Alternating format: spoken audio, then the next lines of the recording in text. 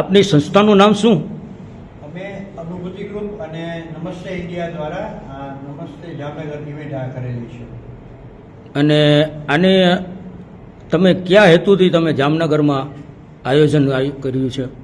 અમે જે છે આર્ટ એન્ડ કલ્ચર ફેસ્ટિવલ એટલે કલા અને સંસ્કૃતિને સાથે જોડ્યું છે. અમે અહીંયા જે જામનગરના કલાકારો છે 8 વર્ષથી 72 વર્ષ સુધીના બધા જ કલાકારો આવે છે.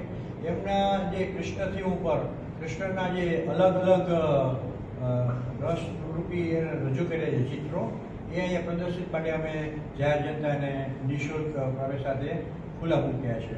અને અંદાજે 70 જેટલા કલાકારોએ પોતાની કૃતિઓ રજૂ કરી છે. અને સરકાર દ્વારા કોઈ પરિકૃત મળ્યું છે? ના, સરકાર દ્વારા કોઈ અહીંયા અમે સહાય મળેલ નથી. અને સરકારને તમે કોઈ આવેદન આપેલું છે એ પ્રકારનું કે અમારે આગળ વધવું છે?